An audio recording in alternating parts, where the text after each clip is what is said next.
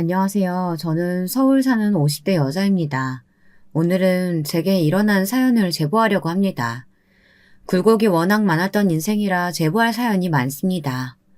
그래도 그 중에서도 제일 통쾌하고 죽을 때까지 잊지 못할 사연이 있거든요. 제 인생에 이런 날이 오다니 참 감회가 새롭게 됐습니다. 도대체 어떤 일이 있었길래 제가 이러는지 궁금하시죠? 그럼 바로 시작하겠습니다. 저는 고아로 자라서 부모님의 얼굴도 이름도 모릅니다. 그냥 태어나서 바로 보육원 앞에 버려졌다고 하더라고요. 순애라는 이름도 보육원 원장님께서 지어주신 거고 생일도 정확한 날짜가 아닙니다. 제게 생일은 보육원 앞에 버려진 그날이거든요. 이렇게 자란 저는 학창시절에 친구가 한 명도 없었습니다. 가난해서 위생도 별로였고 아무래도 또래랑 비교해서 많이 부족했거든요. 기본적인 생활 습관부터 시작해서 못 먹어서 몸집도 작았습니다. 교육이 부족해서 당연히 성적은 꼴찌였어요. 괴롭힘도 많이 당하고 보육원에서도 눈치를 많이 봤습니다. 다른 동생들은 좋은 가정에 입양되어 남부럽지 않게 사는 친구들도 있었거든요. 그런데 저는 고등학생이 되어서도 보육원에서 살았으니 얼마나 눈치가 보였겠어요. 그래서 일부러 학교 끝나고 혼자 운동장이나 도서관에 있다 보육원에 갔습니다. 주말에는 원장님의 눈치가 보여서 보육원을 나서서 청소하기도 했죠. 원장님은 제가 성인이 되자마자 바로 내쫓으셨습니다. 아직 고등학교 졸업식도 하지 않았었는데 당장 갈 곳이 없던 저는 너무 막막했어요.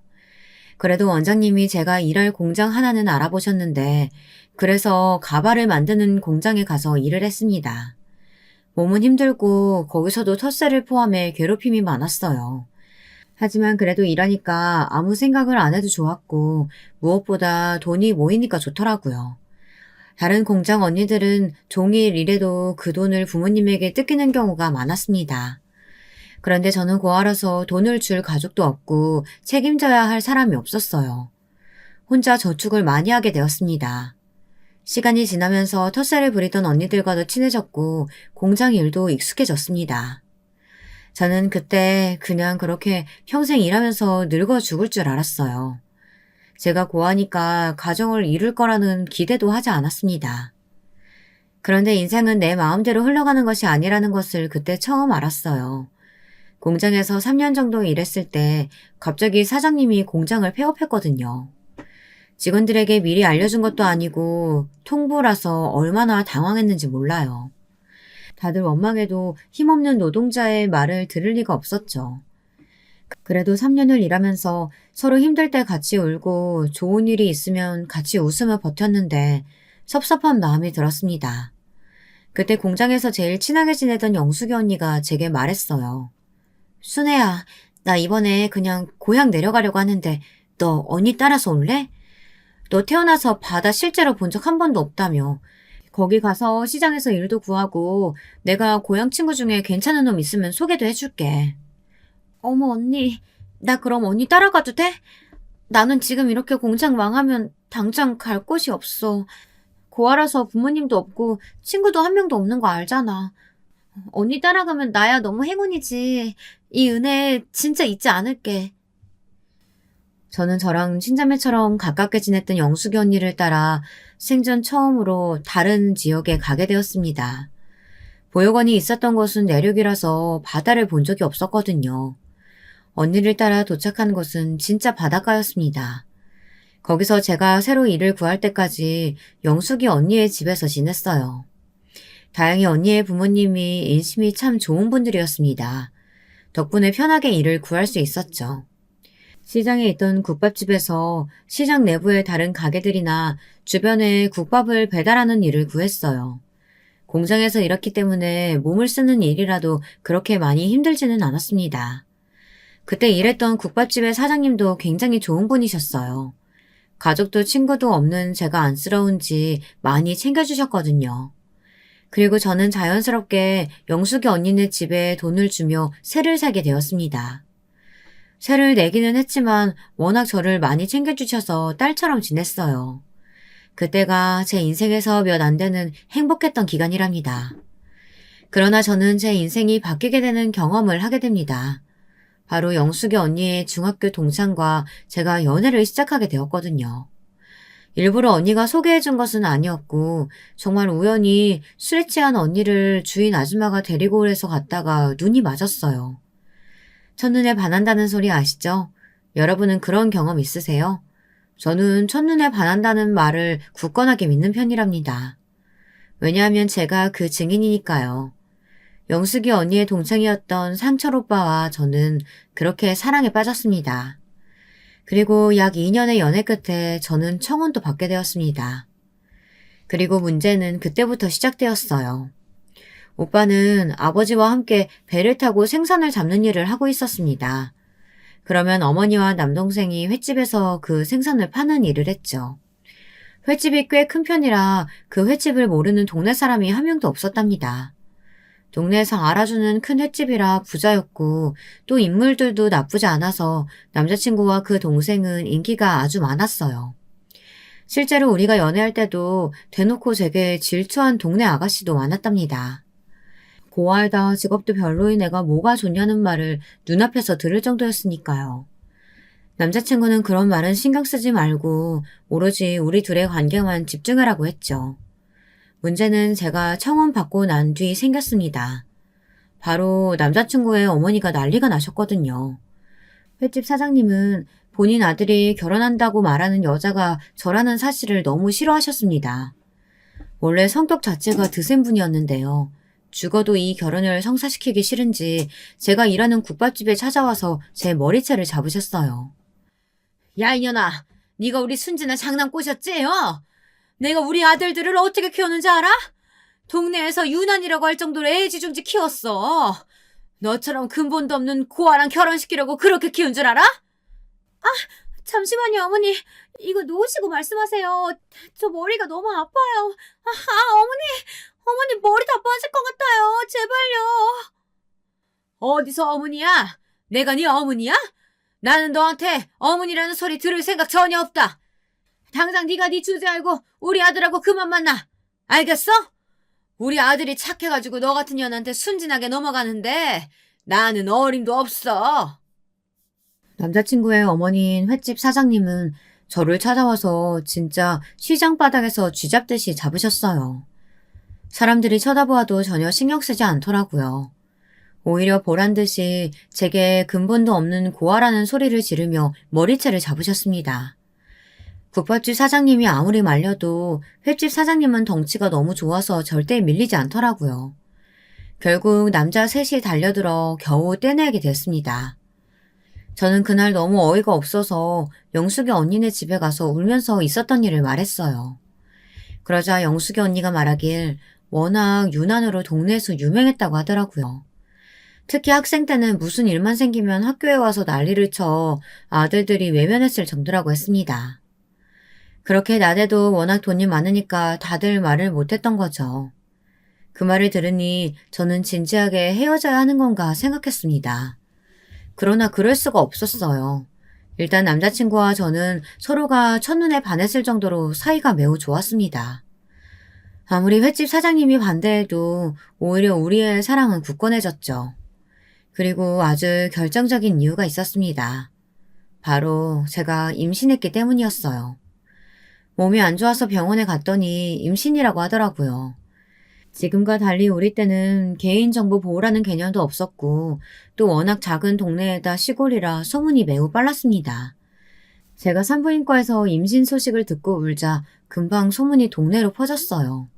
결국 횟집 사장님은 또 국밥집에 찾아와서 제 머리채를 잡았습니다. 남자들이 달려들어 말려도 그때는 꿈쩍도 하지 않았습니다. 제가 살면서 들어본 욕 중에 그때 들었던 욕이 제일 살벌했어요. 온갖 쌍욕과 함께 제 몸을 때리는데 그러다 우리 아기를 잃을까봐 얼마나 무서웠는지 모릅니다. 나중에 남자친구와 그 동생이 와서 겨우 말려 풀려날 수 있었어요. 만신창이가 된 저를 보고 남자친구는 미안하다고 엉엉 울었습니다. 그렇게 영숙이 언니의 집에 갔더니 언니는 완전 횟집 사장이 미친 사람이라고 경찰에 신고하자고 하더라고요. 이런 사태를 구해준 사람은 경찰도 아니고 바로 누구였는지 아세요? 남자친구도 아니고 바로 제 시아버지였습니다. 남자친구의 아버지가 그래도 본인 아들의 자식을 임신한 여자에게 어떻게 그럴 수 있냐고 하며 저를 받아주셨어요. 제가 남자친구를 따라 시댁에 인사 갔을 때 시아버지는 매우 인자한 미소로 저를 맞이했습니다. 아직도 그 웃음을 떠올리면 제 입가에 웃음이 떠오를 정도로 기억에 남아요. 뭐? 며느리? 당신 말 조심해. 나는 저런 년 내 큰며느리로 들일 생각 전혀 없으니까. 지금 우리 아들 뒤로 결혼하자고 집안 좋고 예쁜 여자가 줄을 섰어. 그걸 알면서도 저런 애를 며느리로 들이고 싶어? 제정신이야? 당신도 그만해. 아이는 혼자만 들었어? 우리 장남이 책임진다고 하잖아. 나 따라서 배 타는 일도 계속하면서 대를 잇겠다는데 왜 그래? 당신이야말로 우리 아들이 계속 우리 옆에 살았으면 좋겠다며. 결혼하고 같은 집에서 살면 오히려 좋지. 시아버지는 시어머니가 저를 대놓고 욕해도 앞에서 막아주셨습니다. 그렇게 저는 시아버지 덕분에 결혼에 성공할 수 있었어요. 그렇게 임신한 상태로 시댁에 가서 살게 된 저는 지옥이 시작되었습니다. 시어머니는 그냥 저라는 인간 자체를 싫어하셨거든요. 저를 보면 지나가는 바퀴벌레보다 못한 취급을 하셨어요. 제가 먹는 밥도 아깝다며 둘이 있으면 저는 그냥 굶어야 했습니다. 집에서 유일하게 제 편이었던 시아버지와 남편이 배를 타고 나가면 저는 그 시간 동안 내내 시어머니의 구박을 들어야 했습니다. 시어머니는 제가 집안일도 다 하고 횟집에 가서도 모든 일을 다 하길 원하셨어요. 집에 조그만 사탕 껍질이라도 거실 바닥에 있으면 임신한 저를 대문 밖으로 내쫓으셨습니다. 먹을 자격도 없다고 밥도 주지 않으셨어요. 횟집에서도 배가 불러 움직이는 게 힘든데 행동이 느리다고 대놓고 욕하셨어요. 그걸 보다 못한 주방 이모님이 몰래 저를 불러 음식을 먹일 정도였습니다. 그때 직원들이 몰래 뒤에서 저를 챙겨주지 않았으면 그대로 쓰러져서 유산까지 했을 거예요. 화장실로 불러 제게 과일을 먹이고 시어머니가 잠깐 나간 사이에 밥을 먹여준 직원들에게 아직도 고마운 마음이 있습니다. 제 얼굴만 보면 없는 짜증도 난다고 시어머니는 그냥 제가 눈에 띄는 것을 싫어하셨어요. 그나마 시아버지와 남편이 제 편을 들어주어 버틸 수가 있었습니다. 고아라는 소리는 어릴 때부터 들어 면역이 있었던 상태라 그나마 다행이기도 했죠. 처음으로 얼굴도 이름도 모르는 부모님에게 감사했을 정도였습니다. 제가 만약 조금이라도 사랑을 받았다면 무척 서러웠을 테니까요. 이런 시어머니의 행패는 제가 아이를 낳자 훨씬 심해졌습니다. 왜냐하면 우리 첫째의 성별이 바로 딸이었거든요. 안 그래도 남아 선호 사상이 심하고 본인 아들들을 무척이나 사랑하는 시어머니는 제가 딸을 낳자 대놓고 제게 꺼지라고 하셨습니다. 특히 시아버지와 남편이 없을 때는 저를 보고 뭐라고 하셨는지 아세요? 야 이년아, 그냥 집 나가라니까? 야반 도주하라고! 나는 네가 자고 일어나면 없었으면 좋겠다. 돈 필요해? 내가 줄게. 어? 그러니까 우리 장남 인생 다시 살게 네 딸 데리고 꺼지라고. 너랑 결혼한 것은 우리 아들 인생의 수치야. 어머니, 저 너무 미워하지 마세요. 제가 앞으로 노력할게요. 네? 딸 낳아서 실망하셨죠? 둘째는 꼭 아들 낳도록 할게요. 그러니까 조금만 봐주세요. 저 나가면 갈 곳도 없어요. 갈 곳이 왜 없어? 너 원래 공장에서 일했다며. 서울 가면 공장 많다. 거기 가서 어떻게든 살아. 제발, 응? 내가 오히려 부탁할게. 제발, 우리 아들한테 사라져. 시어머니는 나중에는 돈을 줄 테니 제발 집을 나가라고 하셨어요. 이런 구박을 받는 상태에서 제가 안 나가고 버텼던 이유는 바로 시아버지와 남편 때문이었습니다. 그리고 제가 고아로 보육원에서 자라서 저는 제 아이는 무조건 부모가 있길 원했거든요.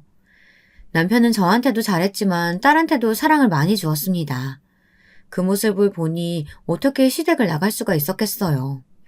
시아버지와 남편은 남모 사상도 없었고 우리 딸을 예뻐했어요. 남편은 본인 엄마가 저를 괴롭히는 것을 알고 있었습니다. 그래서 제게 2년 정도만 같이 살고 나가자고 했어요. 시아버지도 제게 몰래 돈을 모아 나갈 수 있게 도와준다고 하셨죠. 그 말을 믿고 버텼습니다. 이런 상태에서 시어머니가 저를 싫어하시게 된 계기가 또 발생했습니다. 그건 바로 도련님이 결혼하게 되면서 동서가 새로 들어왔거든요. 고아에다 직업도 별로였던 저와 달리 도련님이 데려온 여자는 동네에서 유명한 아가씨였습니다. 동서의 아버지는 시장에서 만두집을 하셨는데요. 그 가게가 너무 유명해서 사람들이 줄을 서서 사갈 정도였거든요. 당연히 돈이 많았고 시장에서 장사했기 때문에 이미 시어머니와 안면도 있는 상태였죠. 그 집의 딸이 도련님과 결혼한다고 하니 당연히 시어머니는 난리가 나셨습니다. 저는 국밥집까지 와서 머리채를 잡았는데 동서가 들어온다고 하니 직접 옷이며 가방이며 신발이며 사러 다니셨거든요. 그리고 같이 사는 저와 달리 도련님은 결혼하고 좋은 집에 살아야 한다고 부동산을 돌아다니면서 집을 알아보기 시작했습니다. 누가 봐도 입이 귀에 걸린 상태라 다들 한마디씩 건넬 정도였어요. 저는 그런 시어머니를 보며 서운하거나 그러지는 않았고 그냥 제게 관심이 적으신 상태라 오히려 좋았습니다. 그러면서 내심 동서가 들어오면 친자매처럼 지내려고 했어요. 동서는 예쁜 외모에 맞게 꾸미는 것에도 관심이 매우 많았습니다. 매번 볼 때마다 옷이며 머리며 달라진 상태였거든요. 외동이라 사랑을 독차지하며 컸다고 하던데 확실히 그게 눈에도 보일 정도였습니다. 하지만 친해지고 싶었던 제 마음과 달리 동서는 저를 별로 좋아하지 않았어요. 처음부터 제게 쌀쌀맞게 행동해서 상처도 많이 받았습니다. 아마 고아에다 꾸밀 줄 모르는 제가 동서는 창피했나 보더라고요. 영숙이 언니에게 살짝 말하니 원래 부자에다 부족함 없이 자라서 성격이 사납고 자기밖에 모른다고 했습니다. 언니 말을 듣고 생각하기도 했고 또 없이 자라며 눈치가 늘었던 저는 저를 좋아하지 않는 동서를 보고 다가가길 멈추었습니다. 그저 시간이 흘러 빨리 분가할 수 있길 바랬죠. 시어머니는 원래도 동서와 가만히 있는 저를 비교하셨는데 동서가 아이를 낳자 아예 식구들 앞에서 더 비교하기 시작했습니다. 왜냐하면 동서도 저처럼 속도 위반으로 결혼했는데 아이의 성별이 바로 아들이었거든요. 안 그래도 동서를 예뻐하는데 그 동서가 아들을 낳으니 남아 선호 사상이 심한 시어머니는 동서에게 무한 애정을 보이셨어요. 우리 둘째 며느리는 얼굴도 예쁘고 마음씨도 착하니까 하늘에서 감동해가지고 아들 주신 건가 보다. 쟤처럼 근본도 없는 사람은 삼시날매가 딱 알아보거든. 아이고 우리 손자 너무 예쁘다. 나는 우리 순자가 우는 소리만 들으면 자다가도 웃음이 막 나와. 시어머니는 우리 딸이 울면 시끄럽다고 저를 대문 밖으로 내쫓기도 하셨거든요. 그런데 시조카가 울 때는 우는 모습이 너무 예쁘다고 좋아하셨어요. 시어머니와 동서는 둘이 그들만의 세상에 빠져 있었습니다. 또 동서의 집에서 우리 시댁에 선물을 많이 보냈거든요. 그 집에서는 하나밖에 없는 딸이 시댁에 밉보일까 걱정됐던 건지 한우며 과일이며 명절마다 좋은 음식도 보내고 심지어 소파도 바꿔주더라고요. 그러면 시어머니는 또 소파에 누울 때마다 동서의 친정 칭찬을 그렇게 하셨습니다.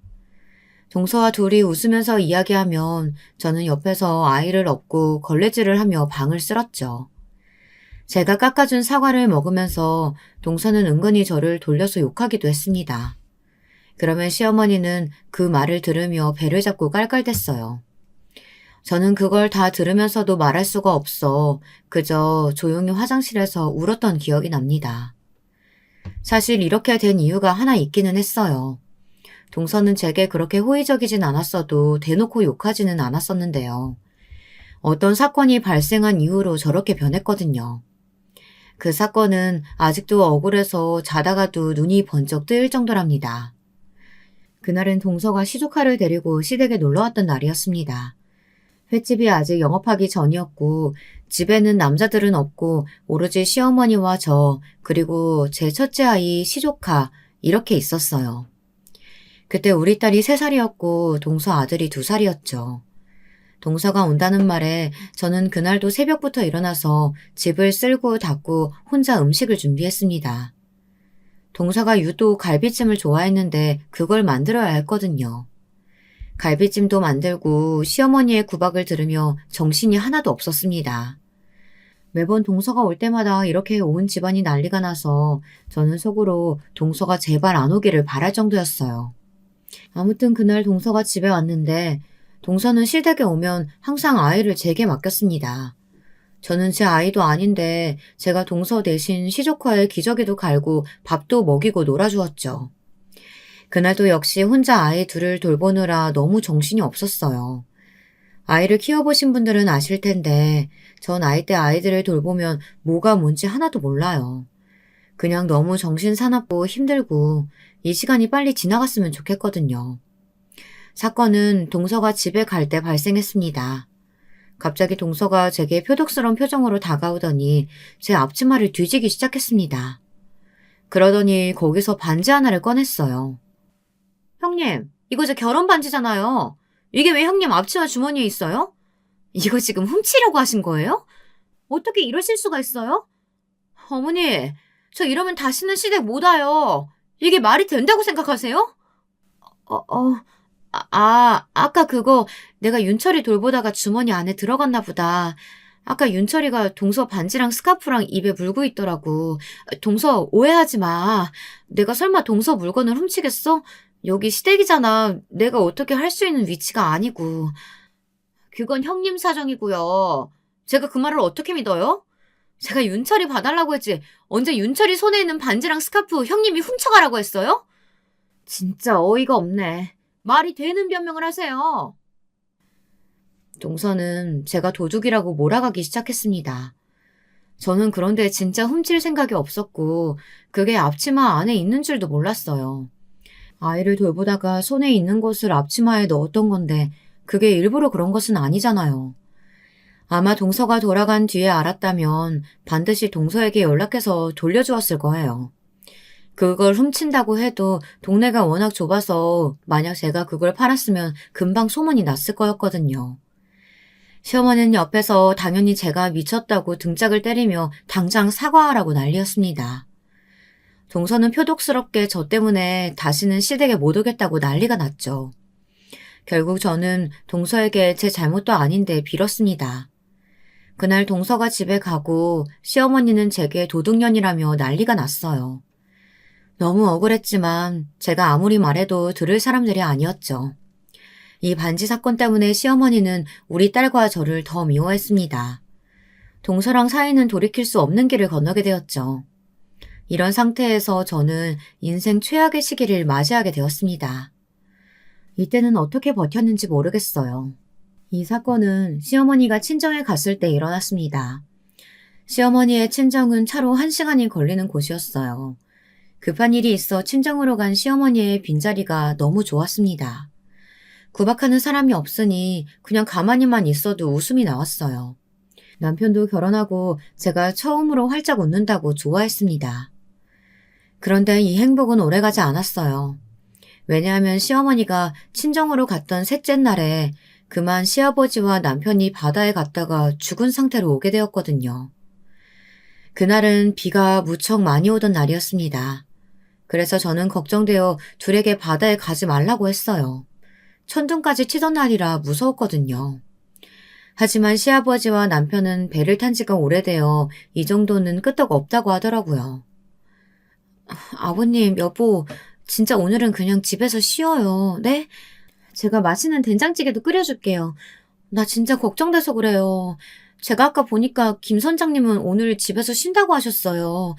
이런 날에 괜히 나갔다가 무슨 일이라도 생기면 어떡해요. 아가, 괜찮다. 진짜 괜찮다니까. 너는 아기랑 집에서 편하게 쉬고 있어. 내가 배를 몇십 년 탔는데 이 정도는 아무렇지도 않아. 그래도 날씨가 이러니까 금방 들어올게. 너무 걱정하지 말고 텔레비전 보고 있어라. 그날따라 이상하게 촉이 이상했고 날씨도 너무 거세서 저는 아기를 안고 배를 탄 남편과 시아버지를 끝까지 말렸습니다. 그런데 둘은 너무나도 완고한 상태였어요. 결국 배를 타고 바다에 나갔는데 그 모습이 사라질 때까지 우는 아이를 업고 보다 집에 돌아왔습니다. 그러다 아이를 재우다가 같이 잠들었는데 누군가 문을 세게 두드렸어요. 눈을 비비며 나갔더니 영숙이 언니가 온 얼굴이 눈물로 덮인 채로 제게 시아버지와 남편이 죽었다고 하더라고요. 순간 소름이 돋으며 현실을 믿을 수가 없었습니다. 영숙 언니는 집에 와 우리 아이를 대신 안고 저를 끌고 선착장으로 향했어요. 거기에 갔더니 진짜 둘의 시체가 나란히 바닥에 있었어요.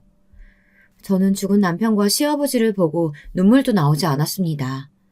아마 현실이 믿기지 않아서 그랬던 것 같아요. 그 뒤로 무슨 정신으로 시어머니에게 연락했고 장례식을 치렀는지 모릅니다. 장례식 때 시어머니가 제게 죽일년이라고 말하면서 때렸던 것이 얼핏 기억이 나요. 그냥 멍한 상태로 계속해서 허공을 바라봤던 것 같습니다. 진짜 그냥 꿈을 꾸는 기분이었고 현실이라고 믿을 수가 없었거든요. 서방님도 제게 와서 왜 말리지 않았느냐고 소리를 질렀죠. 분명히 말렸는데 억울한 마음도 들지 않았습니다. 그저 이게 현실이 아니길 바라고 바랬어요. 그러나 현실은 현실이더라고요. 그렇게 저는 유일하게 제 편이었던 시아버지와 남편을 떠나보내게 되었습니다. 영숙 언니는 그런 제게 그냥 시댁을 떠나 혼자 아이를 키우라고 하더라고요. 하지만 그럴 수가 없었어요. 왜냐하면 그때 제 배에 둘째가 있었던 상태였거든요. 혼자 둘을 키울 자신도 없었고 또 이상한 죄책감이 저를 감싸고 있었습니다. 형수님, 제가 배랑 횟집은 다 정리했어요. 아내랑 저는 알아서 살 테니까 형수님은 적어도 양심이 있다면 우리 어머니 모시고 살아요. 알겠어요? 우리 엄마 저렇게 미쳐버린 거 다 형수님 때문이잖아요. 형수님이 집에서 우리 아버지랑 형을 제대로 말렸다면 이 사단 안 일어났어요. 사고가 나고 서방님은 대놓고 저를 원망했습니다. 동서는 그렇게 시댁에 자주 와서 시어머니와 시간을 보냈는데 사고가 난 후에는 얼굴도 비치지 않았어요. 예의상 안부 연락도 하지 않았습니다. 그런 동서를 이해할 수는 있었어요. 왜냐하면 시어머니는 사고가 나고 완전히 정신이 나가버렸거든요. 시어머니는 시아버지와 남편이 죽은 것을 인정하지 않았습니다. 제게 매일 아침 시아버지와 남편이 배를 타고 바다에 가야 하니 도시락을 만들라고 하셨어요. 제가 만들지 않으면 나쁜 년이라고 욕하며 소리를 질렀습니다. 그리고 도시락을 만들면 그걸 또 저보고 배에 가져다 놓으라고 했어요. 배는 이미 서방님이 마음대로 처분한 뒤라 잊지도 않았습니다. 시어머니가 저런 상태니까 횟집은 당연히 운영할 수가 없었어요. 제 의견은 듣지도 않고 서방님이 일방적으로 가게를 정리하고 1원도 주지 않았습니다. 저도 정신이 없어서 그때는 돈을 달라고 말하지 않았어요. 시어머니는 저렇게 시아버지와 남편이 살아있는 것처럼 행동하다가도 어느 날은 멀쩡히 정신이 돌아왔습니다. 정신이 돌아오면 제게 쌍욕을 퍼부으며 본인 남편과 장남을 살려내라고 난리를 쳤어요. 문제는 저한테만 그러는 것이 아니고 우리 딸한테도 미친 행동을 하기 시작했습니다. 어느 날은 제가 집안일을 하느라 시어머니를 신경 쓰지 않고 있었는데 집을 둘러보니 시어머니와 우리 딸이 없더라고요. 순간 촉이 이상해서 집안을 뒤졌는데 둘은 아예 밖으로 나간 것 같았습니다. 불길한 마음에 임신 막달인 몸을 이끌고 밖으로 나갔더니 시어머니가 글쎄 우리 딸을 바다에 던지려고 하는 거예요. 주위에서 사람들이 말려서 그나마 딸은 목숨을 유지할 수 있었습니다. 그 광경을 보고 저는 시어머니에게 사고 이후로 처음으로 소리를 질렀어요. 어머니, 도대체 왜 이러시는 거예요? 제발 정신 차리세요. 이런다고 아버님이랑 남편이 살아 돌아오지 않는다고 몇 번을 말해요. 제가 평생 모시고 산다고 했잖아요. 제발 용서하세요. 네? 네 새끼만 소중하냐? 나도 내 새끼 소중해. 옛말에 어린아이를 바다에 던지면 바다에 사는 신이 앗아간 목숨을 돌려준다고 했어. 나는 내 새끼랑 내 남편 보고 싶단 말이야. 시어머니는 우리 딸을 바다에 던지면 시아버지와 남편이 되돌아온다고 믿더라고요. 그 모습을 보고 저는 너무 힘들어서 엉엉 울었습니다. 사실 그때 형편이 너무 어려웠어요. 시아버지와 남편이 죽으면서 사망보험금이 나왔는데 그것도 서방님이 저 몰래 다 가져갔더라고요. 당장 생활비가 없어서 서방님 집으로 가면 동서가 매우 쌀쌀맞게 대했습니다. 그러면서 배랑 가게도 본인들이 정리해서 다 돈을 가져갔는데 우리에게 줄 돈이 없다고 하더라고요. 시아버지가 워낙 인맥이 넓어서 장례식장에 많은 사람들이 왔는데 받은 부의금도 없다고 했습니다. 아무리 따져도 동서와 서방님은 시어머니나 제대로 모시고 살라고 하더라고요.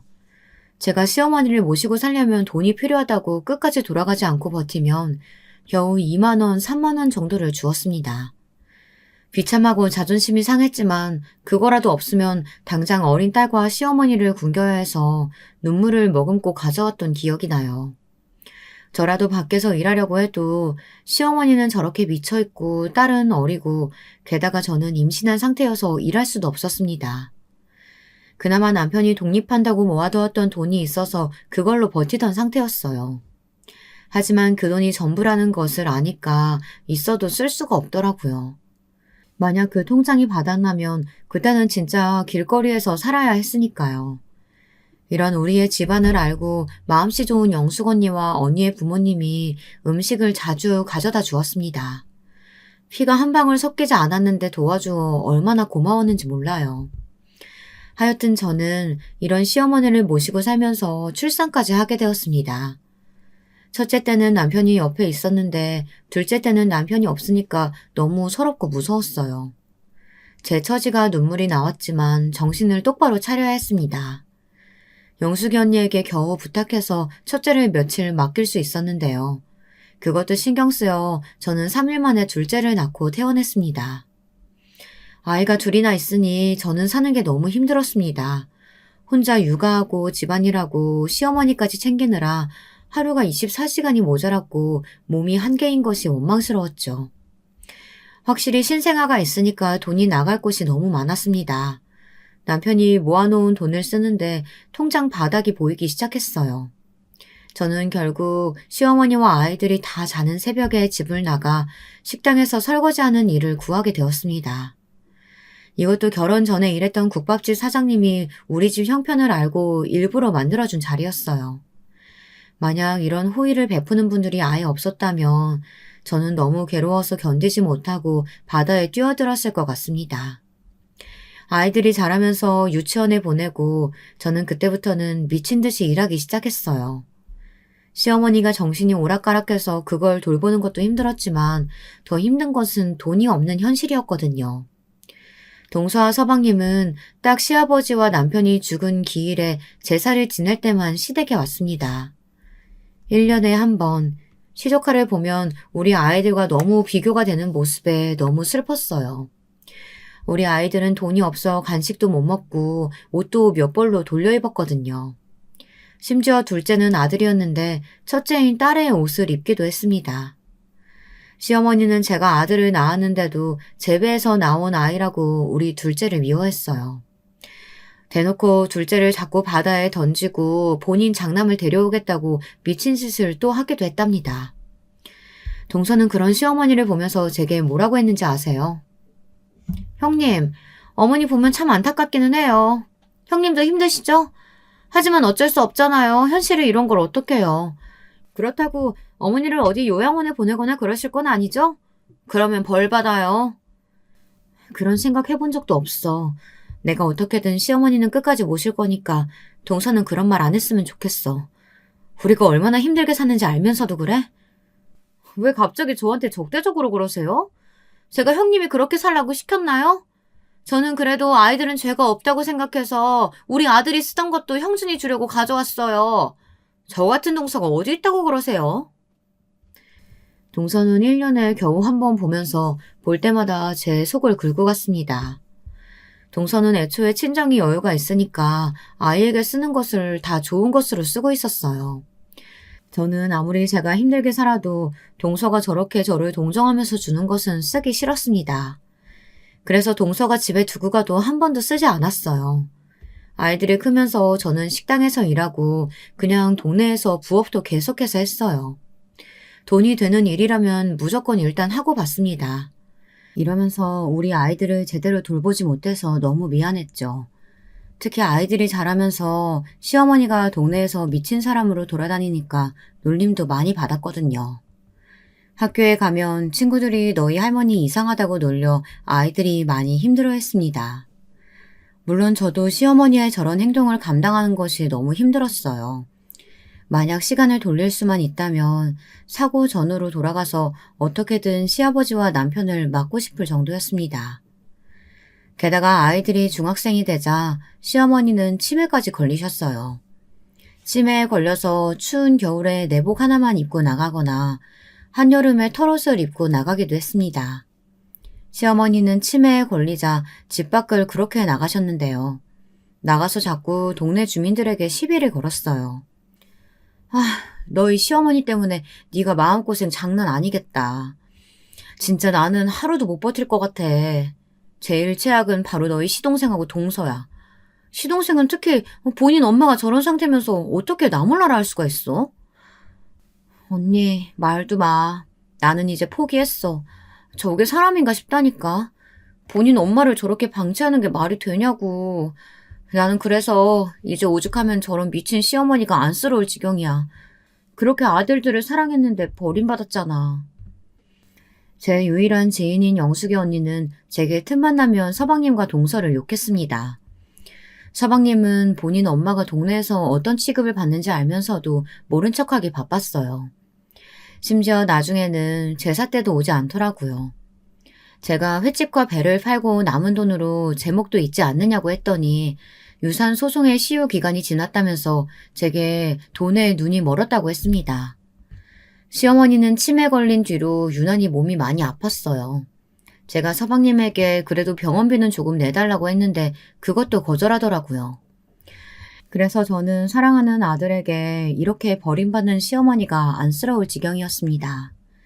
이런 시어머니는 우리 아들이 고등학생이 되자마자 돌아가셨어요. 저는 하도 시어머니에게 당한 것이 많아 돌아가시면 마냥 기쁠 줄 알았는데요. 그것도 아니더라고요. 허무하고 허탈한 마음이 더 컸습니다. 제사 때 오지 않던 서방님과 동서는 그래도 시어머니의 장례식이라고 참석했습니다. 이번에도 제가 조금이라도 정신을 차리지 않으면 조의금을 죄다 뺏길 것 같아 눈에 불을 켜고 지켰어요. 그 모습을 보고 동서와 서방님은 돈에 눈이 멀었다고 또 그러더라고요. 그런데 황당한 일은 장례식 이후에 발생했습니다. 어느 날 제가 식당에서 일하고 집에 왔는데 딸과 아들이 울고 있었어요. 제가 무슨 일이냐고 했더니 부동산에서 오더니 집을 나가라고 했다는 거예요. 너무 황당해서 부동산에 갔더니 제게 뭐라고 했는지 아세요? 그 집 할머니가 명의자였어요. 그런데 죽었다면서요. 그래서 아들이 처분했어요. 나는 그냥 서류에 나와 있는 대로 처리한 거니까 그쪽 집안 싸움은 알아서 해요. 일단 집은 당장 이번 주 내에 빼주셔야 돼요. 아니 사장님, 이건 아니죠. 물론 이 집 명의가 시어머니였던 건 맞아요. 그런데 아니 지금 이렇게 쫓겨나면 저랑 우리 아이들 당장 갈 곳이 전혀 없어요. 이러면 안 되잖아요. 법이 왜 이래요? 힘없는 사람들은 이렇게 죄다 뺏겨야 돼요? 사정은 안타까운데 우리도 이게 최선이에요. 일단 저도 모르는 내용이니까 그런 건 가족들이랑 상의하세요. 영업해야 되니까 나가세요. 부동산에 아무리 따져도 돌아오는 대답은 같았습니다. 알고 봤더니 서방님이 시어머니의 재산이었던 집을 팔아버렸더라고요. 그 과정에서 제게 물어보지도 않았죠. 저는 당장 길거리에 나앉게 생겨서 서방님의 집을 찾아갔습니다. 그랬더니 서방님과 동서는 오히려 당당한 태도로 나오더라고요. 서방님은 본인 엄마가 죽어서 재산 처리를 했는데 뭐가 문제냐고 했습니다. 어찌나 당당한지 제가 잘못한 줄 착각했어요. 동서는 애초에 친정에 돈도 많다면서 불쌍한 제게 너무 차가웠습니다. 제가 엉엉 울면서 제발 살려달라고 빌자 서방님과 동서는 본인들이 자선사업가는 아니라고 하더라고요. 결국 저는 그대로 쫓겨나 영숙이 언니의 집에 가 얹혀 살았습니다. 너무 눈치가 보여 일주일 만에 단칸방을 구해서 나왔는데 잠도 오지 않더라고요. 영숙이 언니는 제게 서방님과 동서 욕을 하느라 밤을 새울 정도였어요. 단칸방을 구하고 저는 그때부터 미친 듯이 일하기 시작했습니다. 아이들이 그때는 다들 제 손길이 급한 유아는 아니었어서 그냥 돈이 되는 일이면 다 했습니다. 그런데도 시어머니의 병원비 때문에 대출받은 빚이 너무 많았어요. 돈을 벌어도 빚을 갚느라 다 쓰게 되었습니다. 서방님과 동서는 제게 돈을 다 가져왔으면서도 본인 엄마의 병원비는 갚을 생각도 하지 않더라고요. 너무 서럽고 서운하고 울분이 터졌습니다. 제일 슬펐던 것은 이런 상황에서 제가 할 수 있는 게 아무것도 없다는 거였어요. 변호사를 선임해서 고소하는 것도 시간이나 돈이 있는 사람이 가능하잖아요. 저는 당장 하루라도 일하지 않으면 먹고 살 수가 없으니 그런 것을 할 수도 없었습니다. 서방님과 동서는 시댁 집을 팔아 가게 하나를 열었어요. 시장 안에 아주 큰 고깃집을 열고 운영했습니다. 시장에 갈 때마다 그 가게를 보면 속이 뒤틀리는 기분이 들었죠. 제가 할 수 있는 일이 아무것도 없다는 사실이 너무 슬펐습니다. 이러다가 사건이 하나 발생하게 되었어요. 이 사건은 우리 가족에게 절대 잊지 못할 사건이랍니다. 우리 아들은 굉장히 순하고 의젓한 아들인데요. 제 속을 썩인 적이 한 번도 없습니다. 태어나서 아빠가 있던 시절도 없어서 제게 아픈 손가락이었죠. 불우한 환경에도 엄마인 저랑 누나를 얼마나 챙겼는지 몰라요. 순수하고 착한 아이라서 항상 제 버팀목이었답니다. 이런 아들이 어느 날 표정이 너무 어두웠어요. 무슨 일 있냐고 물어도 아무 일 없다고 하더라고요. 급하게 딸에게 물었더니 딸이 제게 말했습니다. 학교에서 수학여행 간다는데 우리가 형편이 어려우니까 못 간다고 선생님께 말했대. 그런데 선생님이 전교에서 제 한 명만 수학여행에 불참한다고 하셨나 봐. 그게 사실이기도 하고. 그래서 최대한 가는 쪽으로 엄마 설득하라고 했는데 애가 그걸 말 못하는 거야. 저는 딸의 말을 듣고 너무 슬퍼서 눈물이 나오더라고요. 아들은 혼자만 수학여행을 못 가니까 가고 싶어 한다고 했습니다. 그런데 그때 우리 집 형편이 너무 어려워서 어려운 상태였어요. 제가 아무리 돈을 벌어도 대출을 갚고 월세를 내고 애들 먹을 최소한의 끼니를 챙기면 남는 돈이 없었습니다. 남는 돈이 아니고 아예 부족해서 월말에는 저는 아예 끼니를 굶는 상태였어요. 딸의 말을 듣고 급하게 일하던 식당에 가서 미리 돈을 받을 수 있냐고 해도 어렵다고 했습니다. 영숙이 언니도 그때 남편이 도박해서 집안꼴이 말이 아니었어요. 저는 포기할까 싶다가도 아들이 그렇게 원하니까 꼭 보내주고 싶었습니다. 그래서 결국 가기 싫었지만 자존심 다 버리고 동선의 집으로 향했습니다. 동선은 제가 집에 왔다는 것을 보고 집 안으로 들어오라는 소리도 없었어요. 대문 밖에 세워두고 무슨 일이냐고 하더라고요. 동서, 20만 원만 좀 빌려줄 수 있을까? 나 저기 식당에서 일하는 거 알지? 월급 받으면 동서한테 바로 줄게. 아들 수학여행비가 부족해서 그래. 내가 돈 안 받고 동선에 가서 설거지하고 힘든 일 다 할게. 어떻게 안 될까? 싫어요. 그리고 우리도 형편 어려워요. 형님은 그렇게 돈에 눈을 멀었으면서 20만 원도 없어요? 있어도 못 주니까 가세요. 동서는 여유로운 친정과 잘 나가는 가게 때문에 돈이 많아 전원주택에서 살고 있었어요. 그런데도 돈이 없어 제게 못 준다고 하니까 울분이 터졌습니다. 자존심을 다 버리고 무릎까지 꿇고 엉엉 울며 애원했는데도 동서는 그런 저를 무시했어요. 결국 저는 대문 앞에서 몇 시간 동안 울면서 있었습니다. 어떻게든 아들을 무조건 수학여행을 보내주고 싶었거든요. 결국 동서는 집에서 찬물을 가지고 와 제 얼굴에 뿌렸습니다. 그러더니 경찰을 불러 저를 쫓아내더라고요. 이때 결국 우리 아들은 수학여행을 가지 못했어요. 저는 너무 속상해서 아들에게 미안하다고 하며 처음으로 아들 앞에서 눈물을 보였습니다. 제가 울자 아들도 같이 울더라고요. 딸까지 함께 셋은 끌어안고 반드시 성공하자고 다짐했어요. 저도 더 이상 이렇게 살고 싶지 않더라고요. 이 수학여행 사건은 특히 우리 아들에게 아주 큰 의미를 남기게 되었습니다. 아들은 원래도 공부를 잘하는 학생이었어요. 공부도 잘하고 성실하고 예의 바른 아이라서 선생님들께 칭찬이 자자했습니다. 이런 부족한 환경에서 키웠는데 잘 자라주어 얼마나 고맙고 미안했는지 몰라요. 아들을 볼 때마다 저는 하늘에 있는 남편에게 잘 보고 있느냐고 물을 정도였습니다. 남편은 아들을 보지 못하고 죽었지만 만약 하늘에서 보고 있다면 너무 흐뭇하게 웃으면서 봤을 거예요. 아무튼 아들은 수학여행 사건 때 제가 동서에게 당한 얘기를 듣더니 바로 다음 날부터 미친 듯이 공부하기 시작했어요. 원래도 공부를 꽤 잘하던 아이였는데 그 결과 전교권에 들기 시작했습니다. 아들, 몸 챙겨가면서 공부해. 엄마는 네가 그러다가 잘못될까 봐 너무 무섭다. 밥도 먹고 잠도 자면서 공부해야지. 이러다 쓰러지면 어떡해. 엄마는 너 없으면 못 살아. 알지? 엄마, 나는 절대 못 죽어. 내가 다 계획이 있거든. 쓰러질 일은 전혀 없으니까 엄마는 걱정하지 마. 나는 반드시 성공할 거야. 그래서 내가 다 복수할 거야. 아들은 반드시 복수하겠다는 일념 하나로 미친 듯이 공부했어요. 그 결과 학교에서 전교 1등을 하게 되었습니다. 저는 형편이 어려워서 그동안 해준 것도 없는데 아들이 1등을 하자 너무 기뻤어요. 영숙이 언니도 제게 아들 잘 둬서 부럽다고 했습니다. 학교에 진학 상담을 하러 갔더니 아들은 서울대에 갈 성적이 된다고 하더라고요. 믿을 수 없어서 몇 번을 물어봤는지 모릅니다. 선생님은 우리 아들이 성적도 좋지만 친구들과 사이도 좋고 선생님들에게도 예의 바르게 행동해 인기가 아주 많다고 했어요. 그 말을 듣고 저는 마치 하늘을 나는 기분이 들었습니다. 아들은 실제로 서울대에 입학했어요. 그리고 제게 어느 날 진지하게 말했습니다. 본인은 반드시 검사나 변호사가 되겠다고 했어요. 저는 아들의 그런 말을 듣기만 해도 좋더라고요. 아들은 대학생이 되어서도 놀지 않았어요. 오히려 고등학생 때보다 더 열심히 공부했습니다. 그리고 마침내 진짜로 본인이 그렇게 되고 싶어 했던 검사가 되었어요. 그리고 그때부터 미친 복수가 시작되었습니다.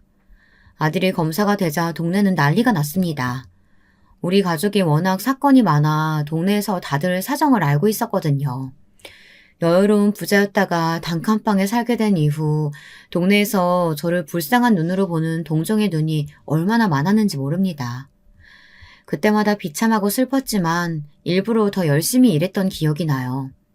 아무튼 그런 집에서 검사가 나오니까 제가 지나갈 때마다 동네 주민들이 저를 붙잡고 축하한다는 말을 건넸습니다. 그리고 아들은 수학여행비를 안 주고 인연을 끊은 동선의 집안을 짓밟기 시작했어요. 형님, 제가 죄송해요. 그동안 우리가 잘못했어요. 그러니까 제발 가게 영업 제대로 하게 해주세요. 네? 이러다 우리 진짜 망해요. 죄송해요. 남편 지금 쓰러졌어요. 어느 날 동서가 엉엉 울며 저를 찾아왔습니다. 얘기를 들어봤더니 아들이 동선의 가게를 미친 듯이 털었다고 하더라고요. 하나부터 10까지 제가 되는 종목을 다 잡았다고 해요. 또 동서 가게가 잘 되면서 온갖 불법적인 일을 다 했거든요. 외국인 노동자들을 불법으로 채용하고 또 직원들 월급이나 이런 것도 꼼수를 썼다고 합니다. 동선의 가게에 유통되는 재료도 다 조사하고 그러니까 차츰 동선의 가게는 망하기 시작했어요. 조금이라도 연관되는 사람들을 죄다 소환해서 조사했거든요. 이러자 동선의 가게는 거래처가 다 끊겼고 소문이 나서 손님들도 더 찾지 않게 되었습니다. 그러자 서방님은 충격을 받고 쓰러지기까지 했죠. 이런 모습을 보고 딸은 제게 절대 용서하지 말라고 하더라고요. 어차피 저는 그렇게 착한 성격도 아니라서 죽어도 용서할 마음은 없었어요. 특히 저를 미친 듯이 괴롭히고 또 가장 어려울 때 외면했던 동서는 아들이 더 강하게 복수하길 바랬습니다. 결국 동서는 횡령과 사기 그리고 온갖 자잘한 불법까지 다 걸려서 가게를 접게 되었어요. 그리고 서방님은 교도소까지 들어가게 되었습니다. 그 과정을 옆에서 보면서 얼마나 통쾌했는지 몰라요. 아들은 본인이 이렇게 행동하고 싶어서 미친 듯이 공부했다고 하더라고요. 서방님이 교도소에 가고 동선의 집안이 망하는 것을 보고 저는 미련 없이 그 지역을 떠나 서울에 정착했어요. 그래서 지금은 아들 덕분에 제가 호강하면서 살고 있답니다. 요즘은 가끔 과거에 있었던 일들이 믿기지 않아요. 너무 힘들어서 생각하고 싶지도 않은 마음도 있습니다. 아무튼 이런 일들이 다 지나가고 저는 남편과 시아버지가 그렇게 보고 싶었어요. 우리 아들의 울음소리도 듣지 못하고 하늘로 갔지만 하늘에서 얼마나 뿌듯하게 보고 있을까요? 여러분, 제가 준비한 사연은 여기까지입니다. 다들 재미있게 들으셨다면 다행이에요. 저는 앞으로 남은 인생은 딸과 아들과 서울에서 행복하게 살려고 합니다. 남편과 시아버지 몫까지 열심히 살려고 해요. 제 사연 들어주셔서 진심으로 감사합니다. 여러분, 다들 행복하세요. 여러분, 두 번째 사연 시작하기 전에 좋아요, 구독 꼭 눌러주실 거죠? 그럼 두 번째 사연 바로 시작합니다. 안녕하세요. 너무 서러워 하소연할 곳이 없어 여기에다가라도 익명으로 제 사연을 남겨봅니다. 사는 게 어찌 이런 벼랑 끝에 매달려 있는 것 같은지 모르겠습니다. 참으로 허망하고 절망스러워 이대로 나뭇가지를 놔버려도 될까 생각하지만 그럼에도 하루하루 연명하듯 살아가고 있는 늙은이입니다. 모든 게 저의 죄였다면 죄였을까요? 부디 힘없는 늙은이의 하소연을 끝까지 들어주시면 좋겠습니다. 저는 어렸을 적 바닷가 근처 마을에서 새 오빠들과 함께 자랐습니다.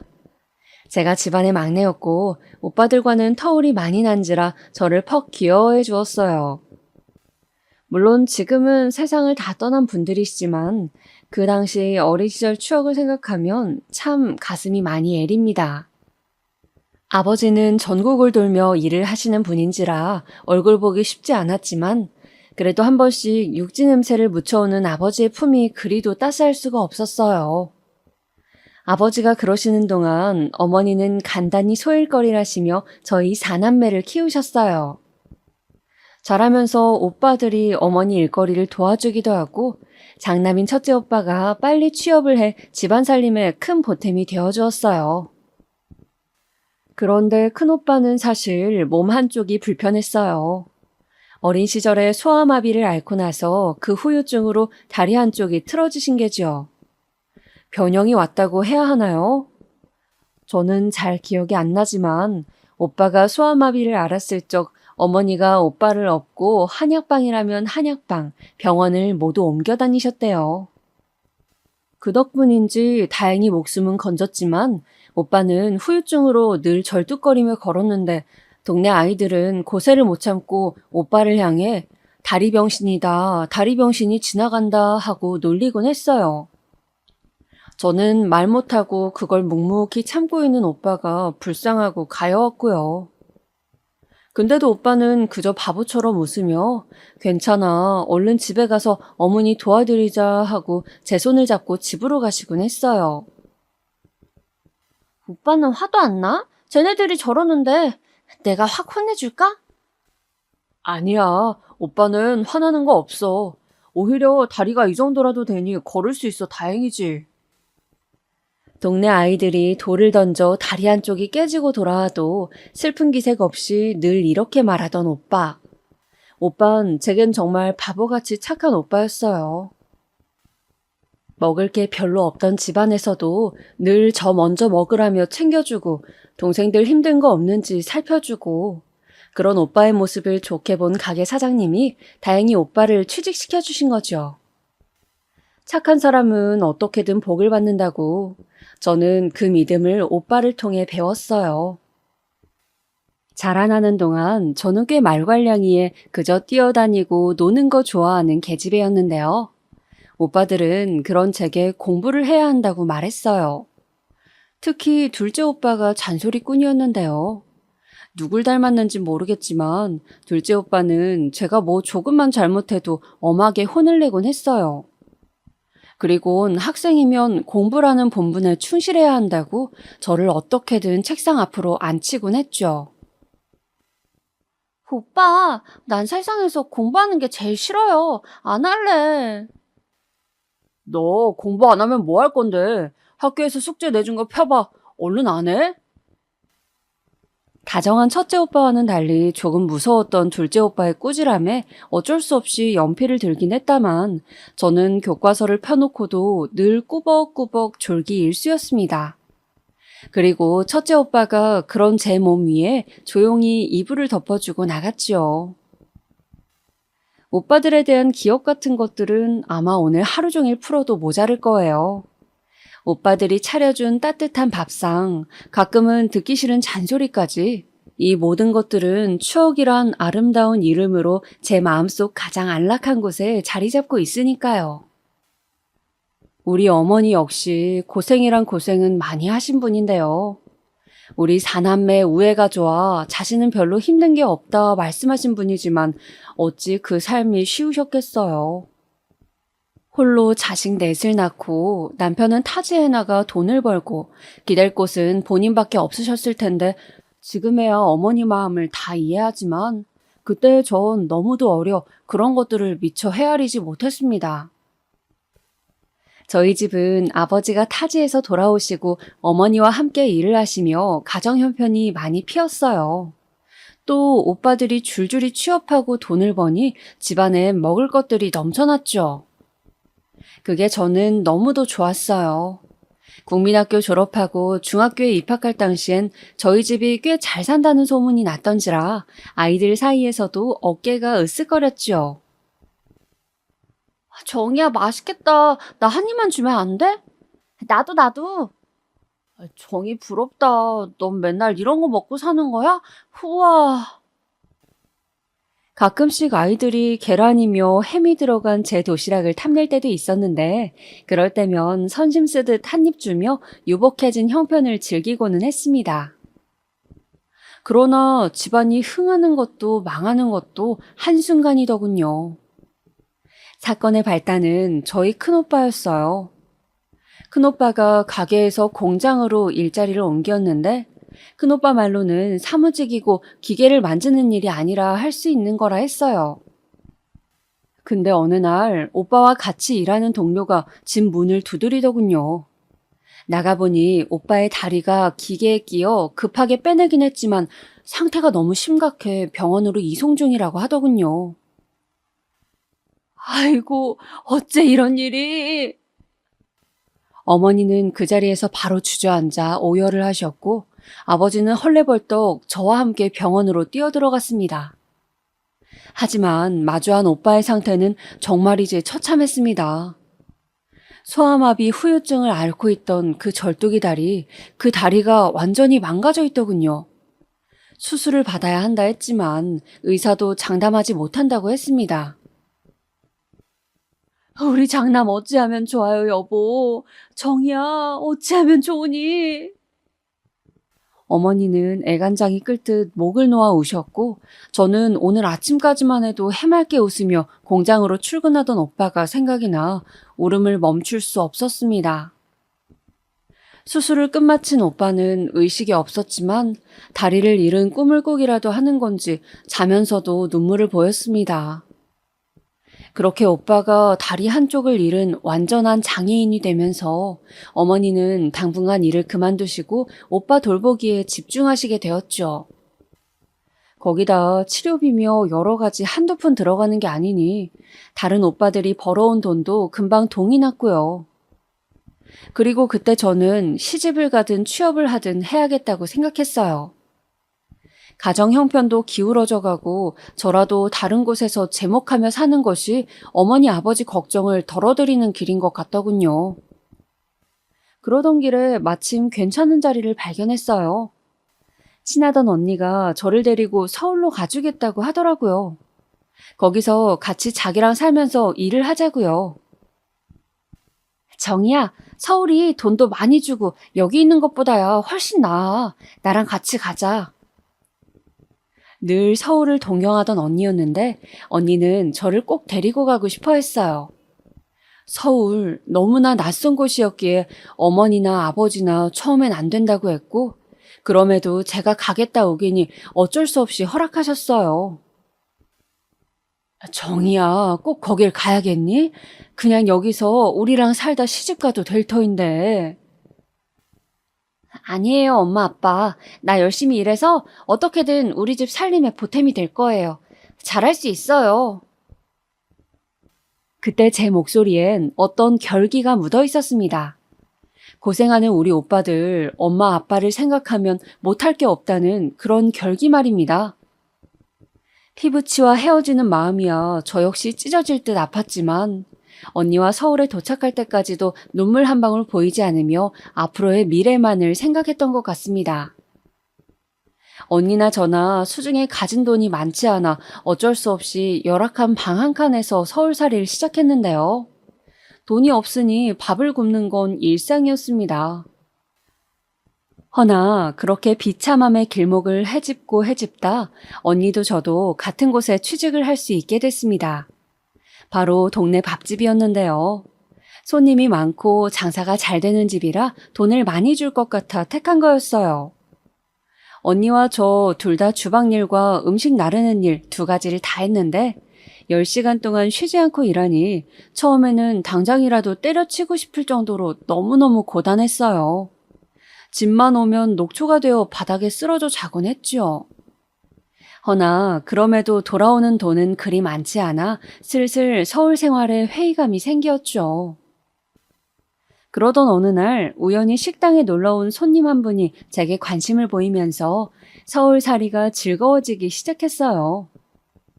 자기는 사업을 하는 사람인데 여기 식당 밥맛이 좋아 서울에 오면 이곳부터 들린다고 했어요.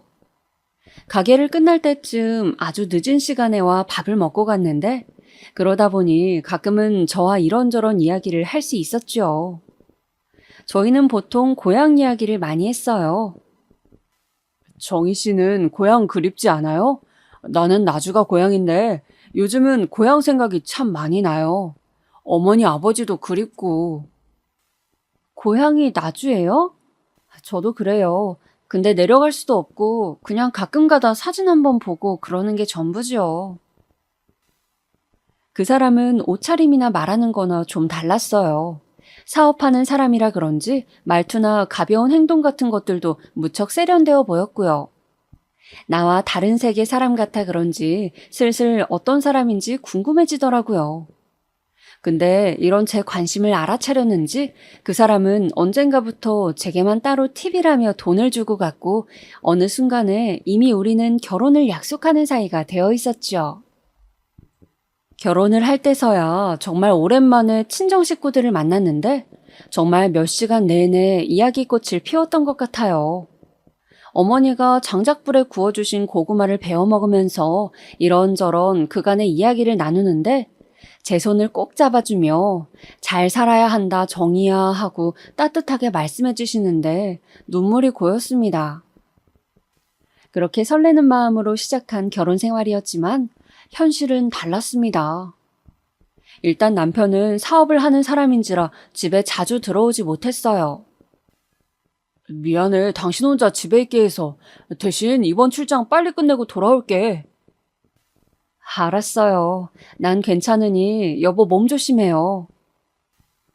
결혼하고 얼마 안 돼 바로 애가 생겨 그때는 제가 뱃속에 첫 애를 베고 있을 때였는데 남편은 거의 집에 있던 적이 없었어요. 그 바람에 너무 외로웠습니다. 남편은 사업이 잘 돼 이때를 놓치면 안 된다며 나중을 생각해서라도 자기가 더 열심히 일해야 한다고 했고요. 그렇게 몇 달에 한 번 남편을 보던 와중 첫째 애를 출산했을 때야 다시 그리운 남편과 재회할 수 있었는데 눈물부터 나더라고요. 그리고 그간 참고 있었던 저는 남편에게 한 가지를 부탁했어요. 아이도 낳았고 하니 이젠 좀 출장 가지 말고 집에 있으면 안 되냐고요. 혼자 있으니 너무 외롭고 힘들었어요. 그냥 돈 좀 덜 벌어도 되니까 집에 있으면 안 돼요?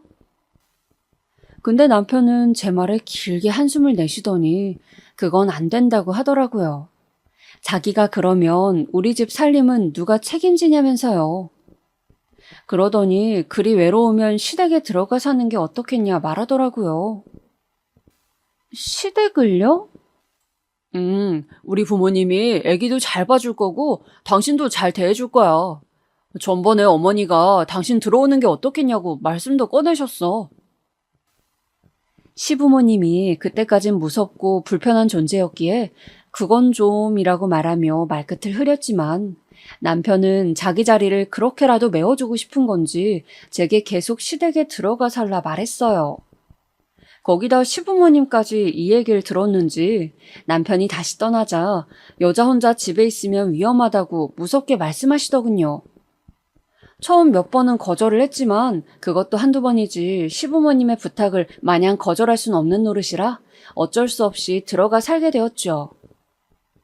하지만 시댁 들어가니 다시 외로워도 좋으니 돌아가고 싶을 정도로 생활이 고단하고 퍽퍽했습니다.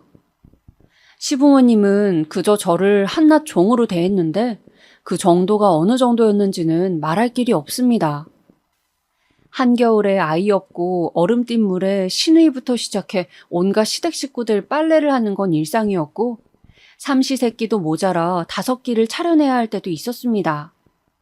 그것도 늘 10첩 이상의 밥상으로요. 남편 집안이 여유로웠기에 따로 일하시는 아줌마도 있었는데 시어머니는 며느리가 되어서 그럼 놀고 먹을 생각이냐며 엄하게 호통치시곤 하셨습니다. 거기다 시누이 성질머리도 보통이 아니었던지라 이 모든 집안 사람들 성격 맞춰가며 일하다 보니 어느새 저는 없어지고 그저 누군가의 며느리만 남아있더군요. 거기다 명절날 어쩌다 그리운 친정에 가려 하면 그것도 그렇게 눈치를 주시곤 했습니다. 네 집은 참 꼬박꼬박 간다. 거기 가는 게 그리 좋으니? 금방 올게요, 어머님. 갔다가 괜히 내 아들 고생시키고 그러지 마라. 아무래도 일하느라 힘든 애야. 네, 어머님. 아유, 엄마도 참. 이제 들어가세요. 남편이 겨우 말려 집에 들여보냈었기에 망정이지 따라오기라도 할 기세였습니다. 그렇게 자기 아들은 아끼고 도시면서 며느리는 왜 그것에 반에 반대접도 안 해주시는 건지 서러움이 목 끝까지 차오르던 세월이었어요. 그것을 남편에게 푼 적도 있었지만 남편은 그때마다 곤란한 표정을 지었어요. 당신 마음도 이해하는데 나이 드신 부모님한테 대들 수는 없잖아. 라고 하면서 말입니다. 생각해보면 남편은 참 우유부단한 사람이었습니다. 거기다 나중엔 저 몰래 저지른 일을 생각하면 정말 제게 못할 짓을 한 사람이었죠. 남편은 그 시절 여전히 출장이 많았는데 한 번씩 여자의 향수 냄새 같은 걸 묻혀오곤 했습니다. 눈치가 없는 건 아니라 설마 했지만 내 남편이기에 믿고 넘어갔죠. 젊은 분들은 이해가 안 되시겠지만 제 시절엔 많이들 그리 참고 넘어가고 살았습니다. 그저 제게 귀하고 소중한 건 제 자식뿐이었죠. 우리 아들 커가는 낙, 저를 엄마라고 불러주며 안기는 그 얼굴만이 제 삶의 전부이고 이유였습니다. 그래서 그랬던 걸까요? 특히 첫애에 대한 애착이 무척이나 강했습니다. 제게 떼어놓을래야 뗄 수가 없는 존재였죠. 또 첫애에 대한 애착이 강해진 계기가 하나 더 있었는데요. 첫애는 저희 오빠처럼 어린 시절 자주 아팠습니다. 오죽하면 시어머니께서 네 뱃속에서 나와 그런 거 아니냐, 아님 우리 장손이 왜 이리 골골대 라고 뭐라 하실 정도였으니까요. 그때마다 시어머니 불만 섞인 소리가 듣기 싫었지만 그보다 더 괴로운 건 아이가 아픈 거였어요. 정말 얘가 내 뱃속에서 나와 이리 아픈 건가 하는 생각이 저도 한두 번씩은 들었으니까요.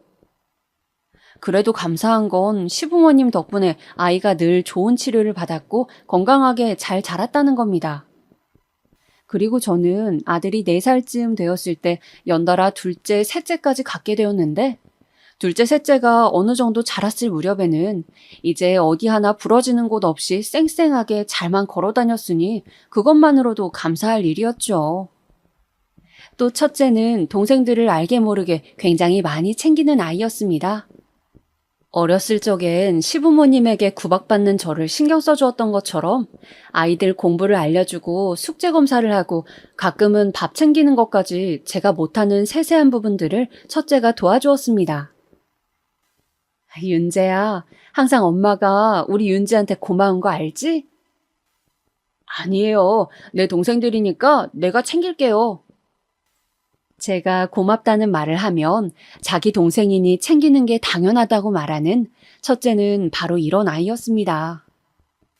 근데 어느 날 아이를 키우다 보니 조금 충격적인 일이 생겼죠. 저는 아직도 이 일을 잊지 못합니다. 둘째 아들과 셋째 딸이 이런 말을 하더군요. 그날은 첫째 생일이었습니다. 시부모님이 장손 생일상이라고 한가득 차리라길래 정신없이 일을 하고 있었는데 둘째 아들이 와선 갑자기 첫째에 먹을 케이크를 설거지통에 버리는 겁니다. 너 이게 뭐 하는 짓이야? 에그머니나 이거 아까워서 어떡해?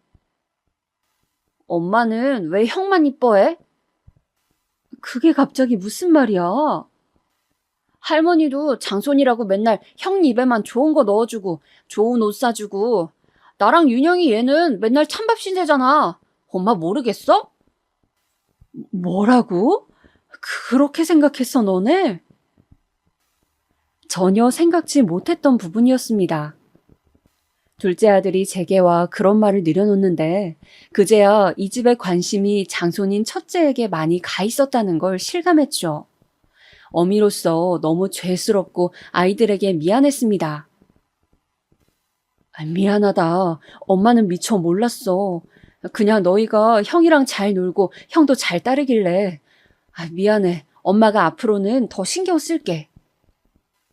알았어. 약속해 대신.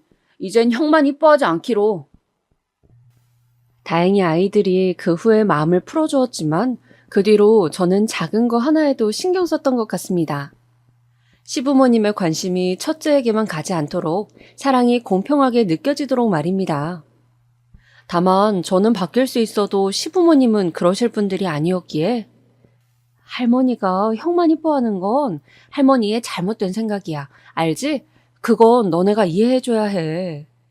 라고 말을 덧붙이곤 했습니다. 어찌됐건 이후론 둘째와 셋째 모두 엇나가지 않고 잘 자라 첫째를 따라 명문대에 들어갔고 시댁에서 그 모든 비용을 지원해 주셨죠. 이때까지만 해도 저는 고달팠지만 그래도 자식들 바라보며 산 세월 아깝지 않다고 생각했습니다. 외려 잘 자라주어 고맙다고 생각했어요. 그런데 불행은 한순간에 찾아오는 것이더라고요. 시작은 남편이었어요. 언젠가부터 제 눈을 피하며 대화를 하지 않으려 하던 남편이 어느 날은 잔뜩 술에 취해 집에 들어와선 대뜸 이혼을 요구했습니다. 야, 우리 이제 살 만큼 살지 않았냐? 그만 이혼하는 게 어떠냐? 여보, 그게 갑자기 무슨 소리예요? 이혼이라뇨, 갑자기 무슨... 나 사실 같이 살고 싶은 여자가 생겼다. 미안하다 정말. 나도 많이 생각해봤어. 근데 더는 안 될 것 같아. 우리 이만 갈라서자. 손이 부들부들 떨려왔습니다. 내가 뭐 때문에 지금껏 이 시집살이를 참고 살아왔는데 당신 하나 보고 자식 키우며 살았는데 지금 이제 와서 다른 여자 생겼다며 가정을 깨트리자니 당신 미쳤어요? 알아, 다 알아. 위자료 넉넉히 챙겨줄게. 그러니까 헤어져주라 부탁할게. 아니요, 그것만은 절대 못 해줘요. 절대 안 돼. 내가 왜 해줘야 해? 못 들은 걸로 할게요. 그렇게 말하고 돌아섰지만 눈물이 후두둑 흘렀습니다. 아이들이 대학 가고 난 후 홀로 시부모님 모시며 살던 시기 벼락같이 찾아온 이 일은 제 마음을 무너뜨리고 또 무너뜨렸습니다. 참 어찌 사람 마음이 이렇게 얄팍할 수 있는지. 날 외롭게 하긴 했어도 우리 아이들한테 충실하고 가정을 살피는 사람이라고 생각했는데 모두 저만의 착각이었습니다. 다음날 남편이 마음을 고쳐먹고 술 취해 한 말이니 잊어달라며 용서해달라고 했지만 그 상처는 평생의 상처가 되었습니다. 거기다 남편이 또 바람필 거란 보장이 없는 것도 아니었죠. 그 후론 남편과 대면대면 말도 거의 섞지 않고 지냈던 것 같습니다. 어차피 원래 얼굴도 잘 안 보던 남편이었으니 딱히 불편할 것도 없었어요. 하지만 가끔 남편에게서 전화가 올 때마다 들려오는 여자 목소리는 우라통을 치밀어 오르게 했죠. 남편은 여전히 바람을 피고 있는 게 분명했으니까요. 그러던 어느 날 저는 또 한 번 청천벽력 같은 일을 맞이하고 이 일로 시어머니까지 쓰러지시게 되는데요. 여느 때와 다를 바 없는 평범한 날이었는데 불길하게 울려오는 전화기를 든 순간 충격적인 내용이 들려왔습니다. 시부모님과 함께 병원으로 불이 나게 뛰어갔는데 남편과 낯선 여자가 응급실에 누워 있더라고요. 심하게 다친 쪽은 남편 쪽이었어요. 아니, 이게 어찌된 일입니까? 두 분이 동승한 상태였고 건너편 트럭 운전수가 음주운전을 한 것으로 보입니다. 저는 본능적으로 이 여자가 남편의 상간녀라는 걸 알 수 있었습니다. 나중에 사실을 확인해 보니 남편은 그날 이 여자와 함께 시댁 소유의 별장으로 향하던 길이었고 둘만의 밤을 보내려 했던 모양이었어요. 하지만 가던 길 사고를 당해 그렇게 가버린 것이죠. 남편의 장례를 치르고 난 후 한동안은 멍하게 보냈던 것 같습니다. 시어머니도 병원에 있는 상황에서 제가 무엇을 해야 할지 모든 게 막막했습니다. 옆에서 위로해주던 아이들이 없었더라면 더 혼란스러웠을 겁니다. 허나 그 와중에도 해야 할 일이 있었어요. 재산이 제게로 모두 넘어온 상황이라 일단은 그것부터 처리를 해야 했어요. 어떻게 할까 고민을 하다가 저는 이것을 모두 큰애에게 넘기기로 했습니다. 당시 사회에 나가 일을 하고 있는 사람은 큰애뿐이었던지라 재산을 받으면 알아서 동생들에게 나누어주고 챙겨줄 거라고 생각했으니까요. 하지만 이것이 얼마나 큰 재앙이 될지 그 불길함을 느낀 것은 불과 한 달 후였어요. 큰아들은 재산을 받자마자 저에게 일말의 통보도 없이 그냥 미국으로 날아가 버렸습니다. 나중에서야 그 소식을 둘째에게 듣고 전화를 해보았더니 엄마, 저 아무래도 오래 있게 될 것 같아요. 사업차 나가는 거예요. 라고 하더군요. 그래? 알겠다. 대신 몸 조심하고 타지니 음식도 함부로 먹으면 안 돼. 네, 엄마, 알겠어요. 끊을게요. 그날따라 큰애의 목소리가 유달리 차갑게 느껴졌던 것은 기억의 왜곡일까요?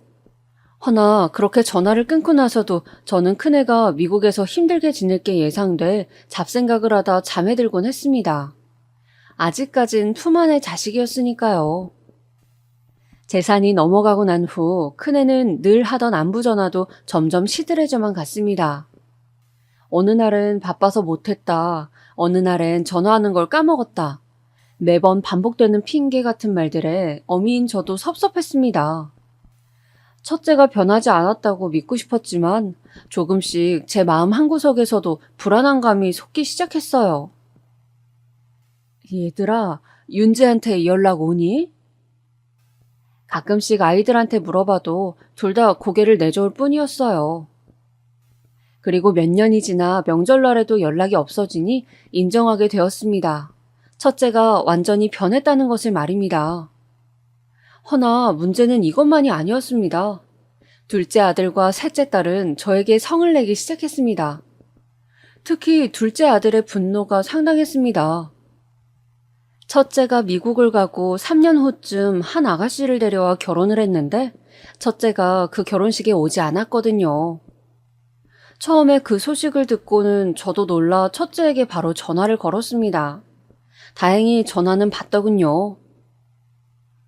그래도 동생 결혼식인데 시간을 내서 와야지. 어떻게 형이 돼서 안 오겠다는 거야? 엄마, 여기 사업이 워낙 바빠서요. 그래도 제가 축의금 넉넉히 붙였어요. 아니, 돈이면 다인 거야? 가족 결혼식인데 형인 네가 있어야지. 제가 미국에 있잖아요. 어쩔 수 없어요, 저도. 아이는 그런 식으로 말을 하곤 전화를 툭 끊었고 심지어 둘째 말론 그 축의금 액수도 굉장히 보잘것없었다고 했습니다. 둘째는 결혼식이 끝나고 신혼여행을 다녀오자마자 그 원망을 저에게 쏟아내었고요. 이게 형이야? 엄만 형이 우리 챙겨줄 거라 생각해서 그 모든 재산을 다 준 거냐고. 저는 여기에 대고 할 말이 없었습니다. 어쨌든 그 결정을 한 것은 저였으니까요. 제 편을 들어줄 거라 생각했던 셋째 딸 역시 마찬가지였어요. 다 엄마가 자초한 일이야. 엄마가 해결해. 하며 집으로 가버리더군요. 딸도 재산 문제에 있어서 저에게 크게 섭섭한 것이 틀림없었습니다. 허나 이제 와서 상황을 고치려 해도 무슨 수가 있겠습니까? 저도 첫째에게 당한 입장인데 정말 잠도 안 오고 첫째에 대한 원망만이 차올랐습니다. 그 와중에 시부모님 상까지 치러야 했습니다. 시부모님께서 재산을 제가 아닌 시누이 쪽에 모두 넘겨주셨던 터라 늦은 나이 식당에 나가 일을 해야 했고요. 받아주는 것도 없어 식당에서 설거지를 시작했는데 하루에도 몇 번씩 신음소리가 나오곤 했습니다. 잠을 자다가도 몸이 아파 깨곤 했고요. 어떻게든 살아보겠다고 한 일이었지만 고된 시집살이가 끝나니 이젠 또 다른 고생길이 열리는구나 싶었습니다. 거기다 아이들은 이제 더는 저를 보고 싶어 하지도 않았어요. 제 생일날에도 찾아오지 않고 이대로 연을 끊기라도 할 작정인지 어쩌다 명절날 한번 찾아와도 밥 한 끼 먹고는 그냥 가더라고요. 엄마가 미안하다. 내가 잘못했다. 그러니 마음 풀어다오. 언젠가는 애들을 불러놓고 이렇게 빌기도 했지만 둘 다 쎄한 반응이었어요. 물론 제가 잘못한 것이긴 했지만 한편으로는 애들에게 섭섭했죠. 하나뿐인 부모에게 이렇게까지 해야 하나 싶어 말입니다. 그런데 그런 저를 셋째 딸이 집으로 불러 이런 이야기를 하더라고요. 엄마 기억나? 둘째 오빠가 첫째 오빠 케이크 버렸던 거. 그날 엄마가 우리한테 미안하다 그랬잖아. 기억나지 그럼. 그날은 왜? 그날 할머니가 둘째 오빠 불러놓고 얼마나 매질을 했는지 몰라. 장손한테 그랬다고. 감히 형한테 그랬다면서 말이야. 엄마한테 말하지 말라며 나까지 혼을 내는데 얼마나 기가 막히던지. 그런 일들이 어린 시절에 너무 많았어. 모래알같이 너무 많아서 헤아릴 수가 없을 정도라고.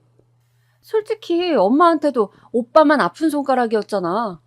거기다 나는 계집애라고 아무도 관심 가져주지도 않고. 그러니 우리가 이러는 거 엄마도 이해해줘야 한다고 생각해, 난. 상상도 못했던 이야기였습니다.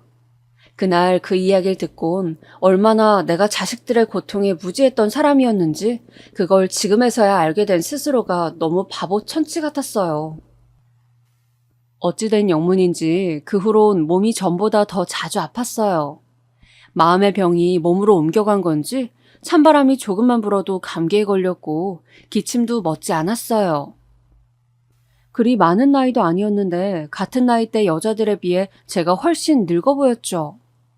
환갑이 아니고 칠수는 넘어 보이는 얼굴이었으니 얼굴도 보기 싫어 어느 순간부턴 집안의 거울을 죄다 치워버렸습니다.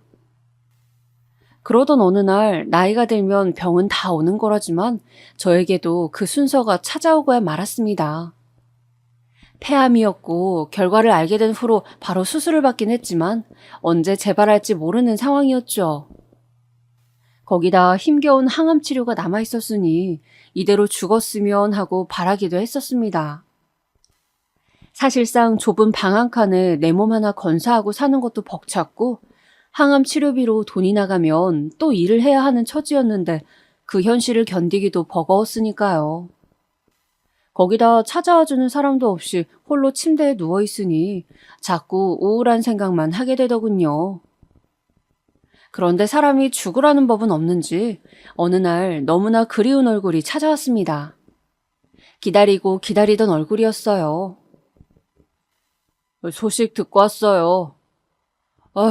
일단 저희 집에 있으면서 치료 받으세요. 바로 내 자식들 둘째와 셋째였습니다.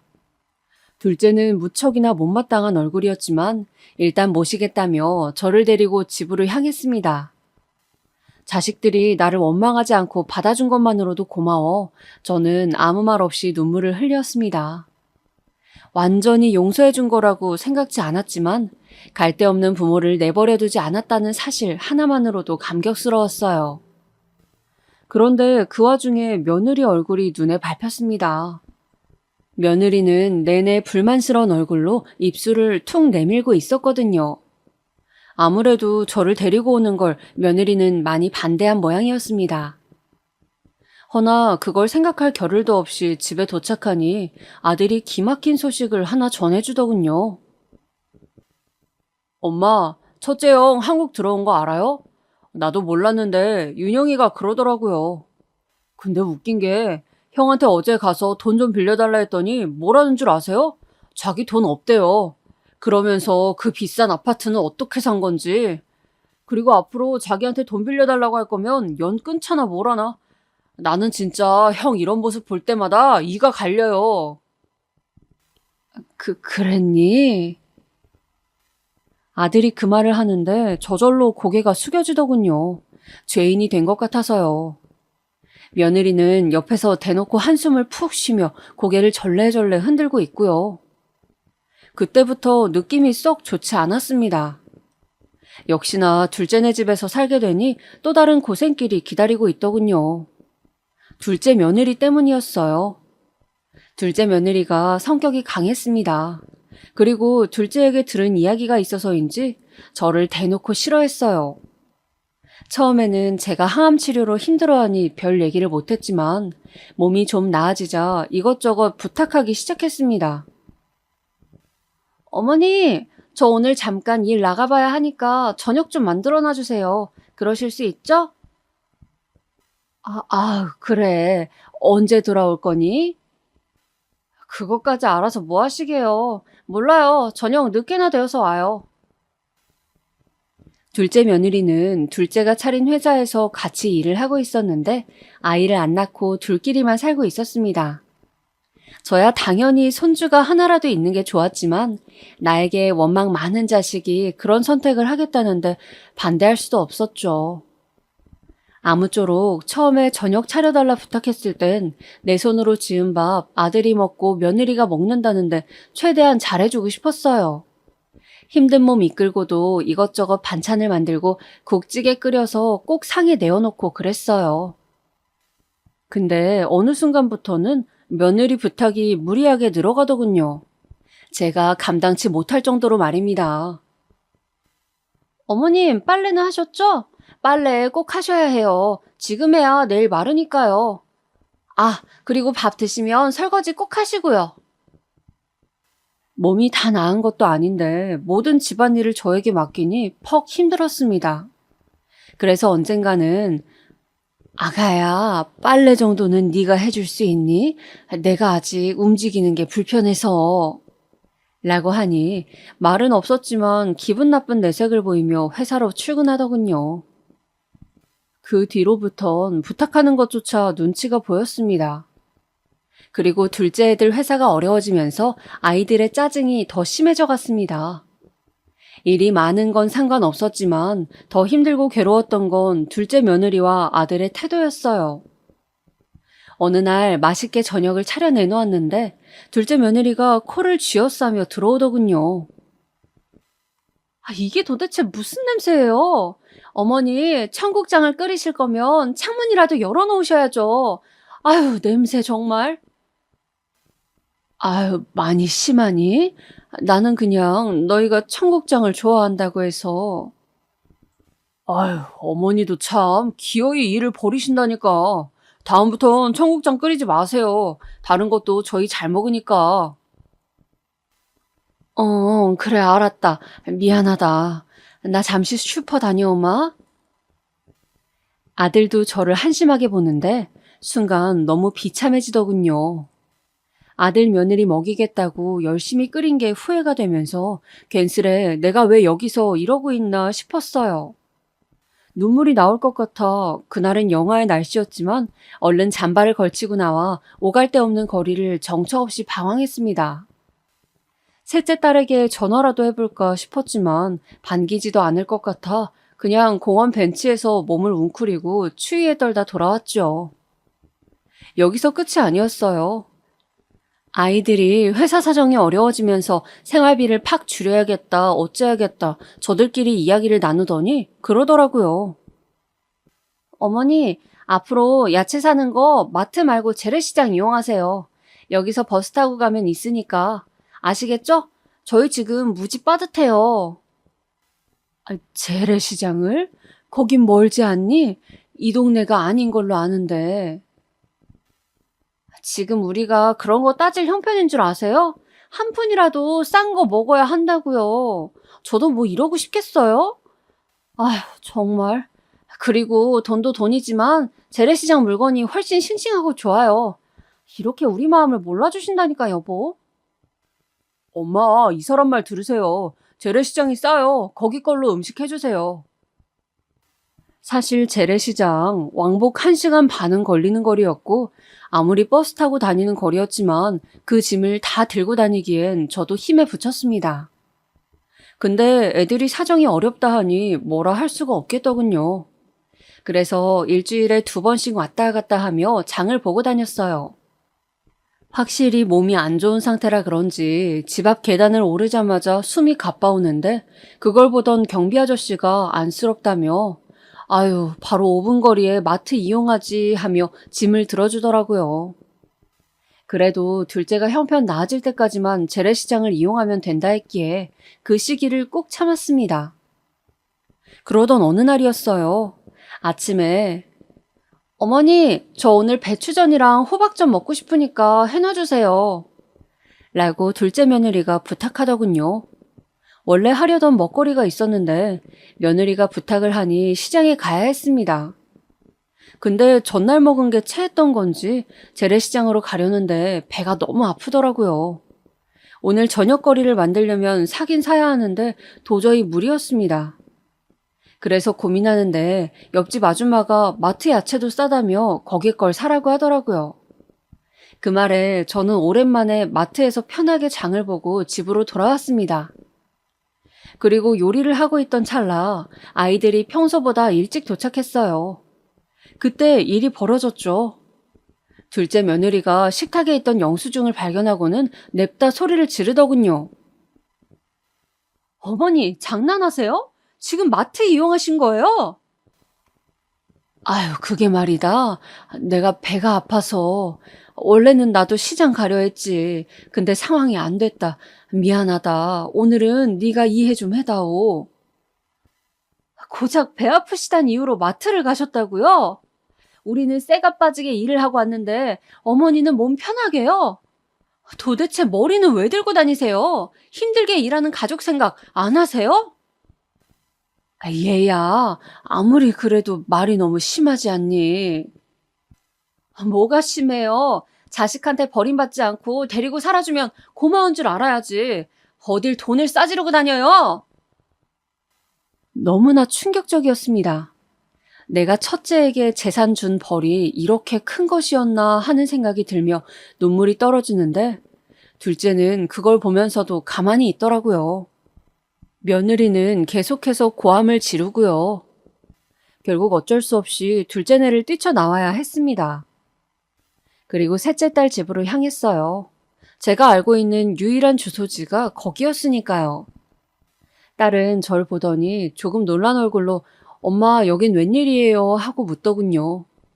그래서 저는 이런저러한 일이 있었다며 모든 일을 털어놓았습니다. 말하는 중간중간 눈물이 왈칵 올라와 흐느낌을 주체하지 못했죠. 근데 제 편을 들어줄 줄 알았던 마지막 동아줄 같던 딸은 모든 이야기를 들은 후 냉정한 어투로 엄마, 그래서 뭐 저보고 어떻게 해달라는 거예요? 라고 하더군요. 아니, 그게 어찌 해달라고 하는 게 아니고 나는 내가 전번날에도 말하지 않았어요? 오빠가 이러는 이유, 엄마도 대가는 치르셔야죠. 저는 더 할 수 있는 게 없어요. 그러니 저한테 와서 머리 아프게 이러지 마세요. 솔직히 말해서 엄마가 한 짓 생각하면 당해도 싸요. 뭐라고? 들으셨잖아요. 애 아빠 올 시간 됐어요. 나가주세요. 그 길로 저는 딸내의 집에서도 내쫓기고 말았습니다. 저는 요즘 삶에 대한 아무런 의욕도 느끼지 못하고 있습니다. 그저 찜질방에서 하루하루 연명하듯 살아가고 있는데 암이 재발하든 뭐가 됐든 간에 하늘이 내 목숨을 스스로 거두어 가셨으면 좋겠다고 생각할 뿐이에요. 그래요. 아이들 말대로 저에게도 책임이 있습니다. 그러니 뿌린 대로 거두는 거겠죠?